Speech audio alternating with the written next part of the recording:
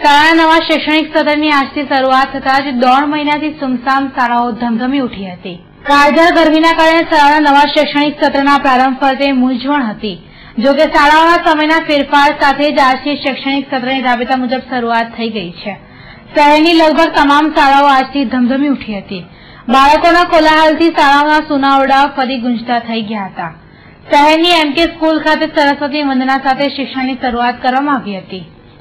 લાંબા ગાળાના વિરામ બાદ આજથી શરૂ થયેલા શૈક્ષણિક સત્રમાં શૈક્ષણિક કાર્ય હળવું હતું। વિદ્યાર્થીઓની પણ હાજરી પાંખી જ રહી હતી। વેકેશન બાદ ફરી એકવાર શાળામાં ભેગા થયેલા મિત્રોએ વેકેશનના સ્મરણો વાગોળી ખુશીઓ શેર કરી હતી। સારું લાગી રહ્યું છે। કઈ ને 10માં એટલે ટ્યુશન ને બધું તો ચાલુ થઈ ગયું તો ભણ્યા અને 2-3 પાઠ રિવિઝન કર્યું 10મા ધોરણે। કે આટલા આમ એવું થતું હતું કે 2 મહિના હતા ને તો એવું થતું હતું કે ક્યારે ફ્રેન્ડને મળે, તો આજે બધા ફ્રેન્ડને મળ્યા તો સારું લાગે। બહુ સારું લાગે છે। ફર્યા, ભણ્યા, બધું જ કર્યું। હા, આમ સવારથી વહેલા ઉઠી ગયા બહુ ઉત્સાહ હતો કે ક્યારે ટાઈમ થઈને ક્યારે સ્કૂલ જઈએ। બધી તૈયારી કરી લીધી હતી। સ્કૂલનો પહેલો દિવસ છે તો લાગે છે બધા ફ્રેન્ડો જોડે મળીશું ને મસ્તી કરીશું અને 3 ભણીશું, થોડું ભણીશું ને વેકેશનમાં અમારા મામાની સગાઈ હતી તો અમે 2 દિવસ માટે કચ્છ ફરવા ગયેલા।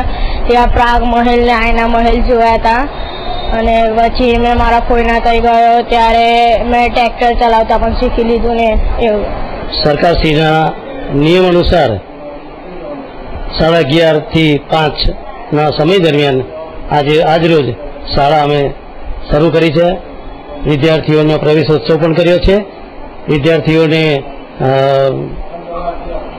શુભકામના પાઠવી છે, શુભેચ્છા પાઠવી છે અને મા સરસ્વતીની વંદના કરી તિલક ચાંદલો કરીને અમે વિદ્યાર્થીઓને પ્રવેશ આપ્યો છે અને આજરોજ એ વિદ્યારંભનો અમે શરૂઆત કરીએ છીએ અને ભગવાનને પ્રાર્થના કરીએ છીએ કે બહુ સરસ રીતે એ બાળકો ભણે, અભ્યાસ કરે અને ખૂબ આગળ વધે એ જ અભ્યર્થના।